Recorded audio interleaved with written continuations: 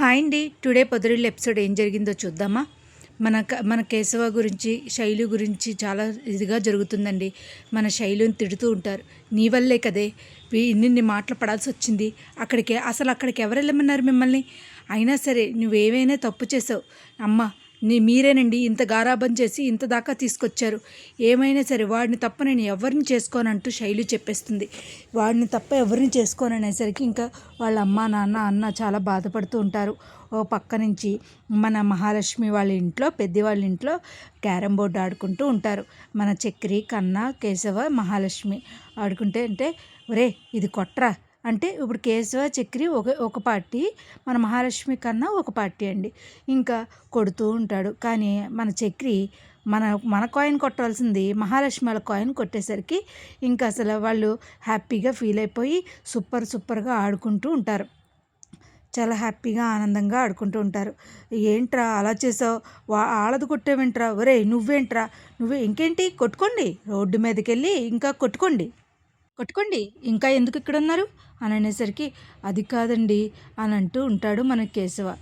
ఏంటి కాదండి, ఒరే నాకు మంచిలు నువ్వు తాగుతావా వదిన, నేను తీసుకొస్తాను వదిన, నువ్వు తాగుతావా అని చెప్పేసి అంటూ ఉంటాడు. ఒరే నాకు ఒక ఐడియా వచ్చిందిరా, మీ వదినకి చెప్పరా, మన అందరం కలిసి పార్క్కి వెళ్దాం అని అనేసరికి వదిన అన్నయ్య పార్క్కి వెళ్దాం అంటున్నాడా వదిన అని, నేను కాదండి అని అనేసరికి సరే మేము వెళ్దాం అనుకునేసరికి ఇంకా ఈ లోపల మన పెద్ది కూడా వస్తాడు.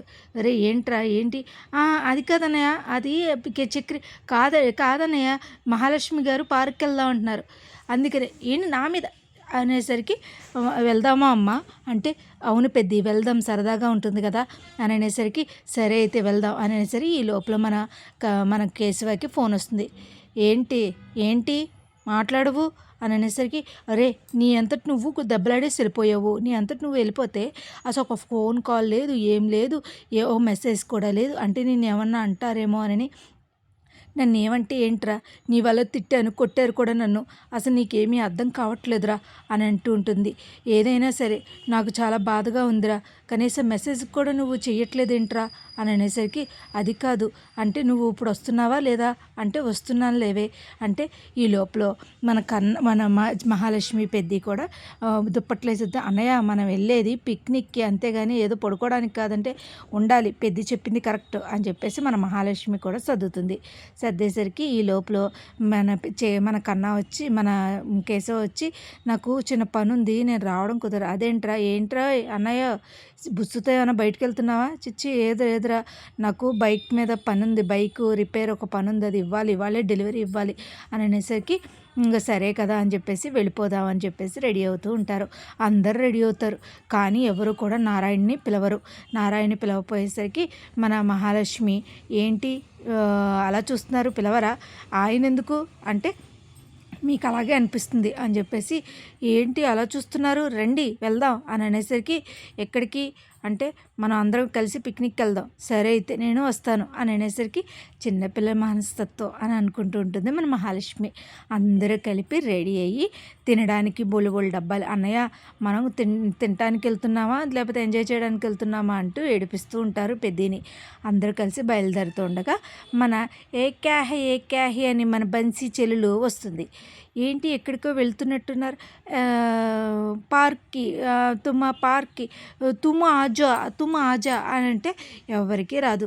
సరే నేను బన్సీకి చెప్తాను, అందరూ కలిసి వెళ్దాం, నేను బన్సీకి చెప్తాను అని అనేసరికి ఇంక వెంటనే కూడా అందరూ రెడీ అయ్యి వెళ్ళిపోయేసరికి, నేను రెడీ అయిపోయాను సూపర్ కదా అని చెప్పేసి అంటూ ఉంటాడు మన నారాయణ.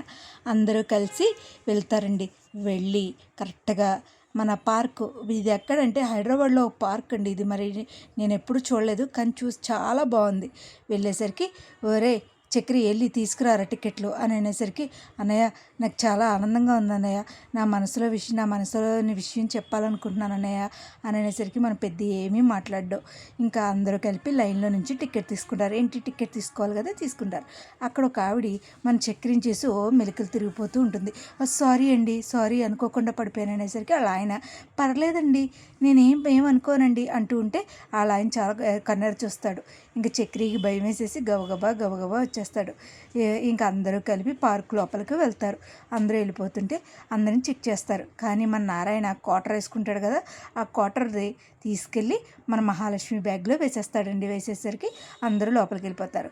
కరెక్ట్గా హైదరాబాద్లో నుండి పార్కు అక్కడ కూర్చుని అందరూ కలిపి ఎంజాయ్ చేయడానికి కూర్చుంటారు. ఈ లోపల తెగెతికేస్తూ ఉంటాడు మన నారాయణ. ఏంటి బ్యాగ్ తీస్తున్నావు నువ్వు అని అనేసరికి, అందులో నా వస్తువు ఒకటి ఉంది అని అనేసరికి, ఏంటో చూడండి అని అంటూ తీస్తాడు.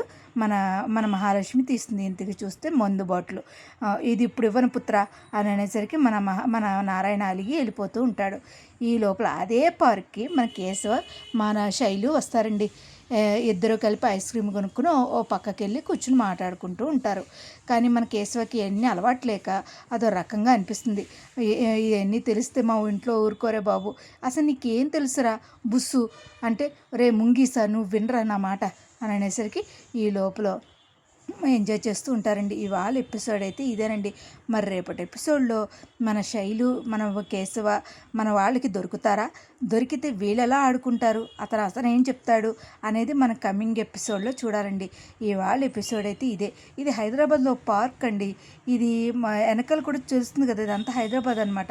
కానీ చాలా బాగుంది. నేను విజిట్ చేసి ఎలా ఉందో మీకు చెప్తాను. ఇవాళ ఎపిసోడ్ అయితే ఇదేనండి, పొదరిల్లు ఎపిసోడ్. నా వీడియోస్ కనుక మీకు నచ్చినట్టయితే లైక్ చేసి షేర్ చేసి సబ్స్క్రైబ్ చేయండి. అక్కడ అందరూ కూర్చుంటారు. అవి చూసి చాలామంది హ్యాపీగా ఫీల్ అవుతారు. Thank you so much. Thank you.